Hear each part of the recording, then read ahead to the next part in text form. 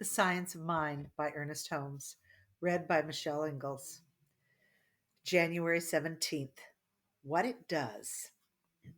We should approach the study of this science rationally, never expecting to derive any benefits from it that its principle does not contain.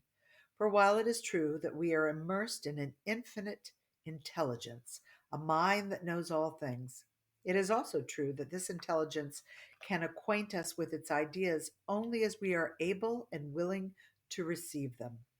The divine mind is infinite. It contains all knowledge and wisdom. But before it can reveal its secrets, it must have an outlet.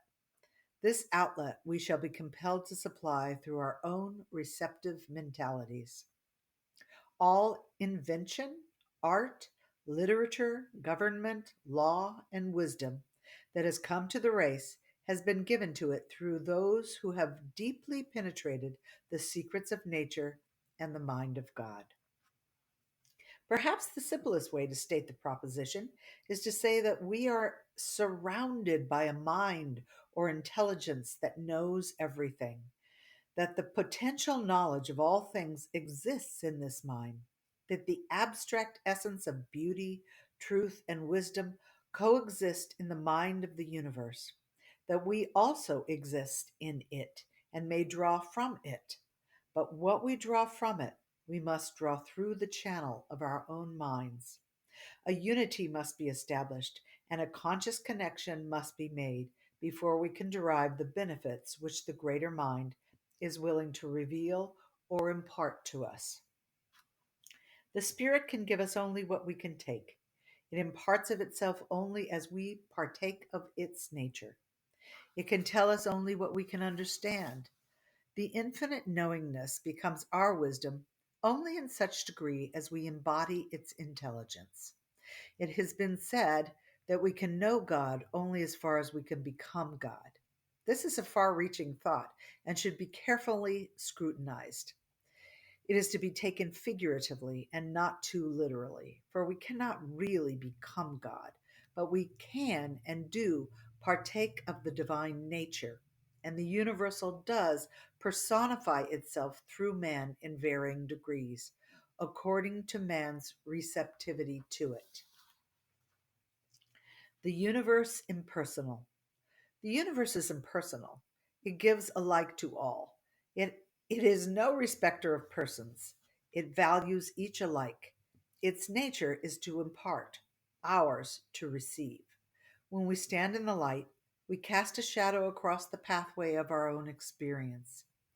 Emerson advises that we get our bloated nothingness out of the way of the divine circuits. A riddle of simplicity. It is beautiful and true thought to realize that every man stands in the shadow of a mighty mind, a pure intelligence, and a divine givingness. Not alone unto the great comes the soft tread of the unseen guest. The arrogant have not perceived the simplicity of faith, but the pure in heart see God. The farmer has seen the heavenly host in his fields. The child has frolicked with him at play. The mother has clasped him to her breast, and the fond lover has seen in the eyes of his beloved. We too, we look too far away for reality. The intelligence by and through which we perceive that there is a spiritual presence and an infinite mind in the universe constitutes our receptivity to it and decides its flow through us. We have made a riddle out of simplicity. Therefore, we have not read the sermons written in stones, nor interpreted the light of love running through life. To return a sane simplicity is one of the first and foremost things to do. All men receive some light, and this light is always the same. There is one nature diffused throughout all nature, one God incarnated in all peoples. The divine incarnation is inherent in our nature. We are immersed in an infinite knowingness. The question is, how much of this reality are we going to express in our own lives? The direct approach is always the best and the most effective. Insofar as any man has spoken the truth, he has proclaimed God. It matters not what his particular approach may have been.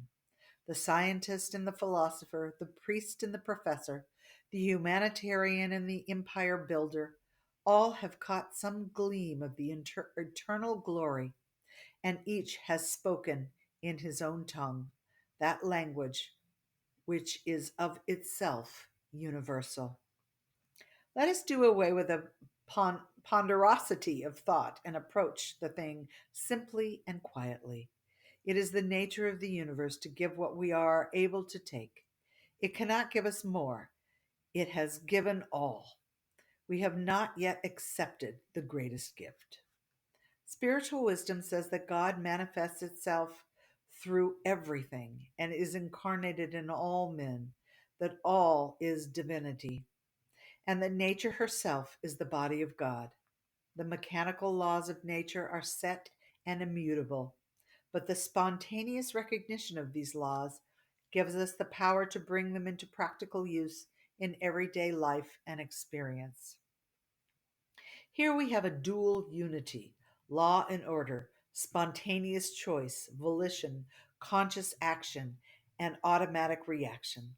The laws of the universe are to be trusted, but we must come to understand them before we can use them. Once understood, any law is available and is impersonally responsible to each and all alike. Love rules through law. In an intelligent study of the teachings of science and mind, we come to understand that all is love and yet all is law. Love rules through law.